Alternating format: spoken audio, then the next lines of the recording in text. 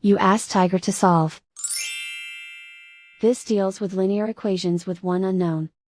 The final result is x equals 10. Let's solve it step by step. Simplify the expression. Group like terms. Simplify the arithmetic. Group all constants on the right side of the equation. Subtract 18 from both sides.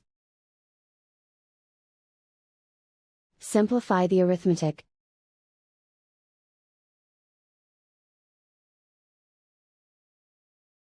Isolate the x. Divide both sides by -3.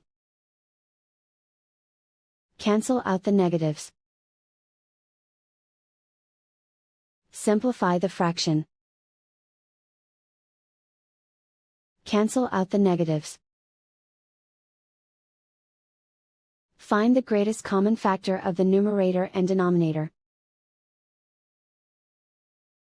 Factor out and cancel the greatest common factor.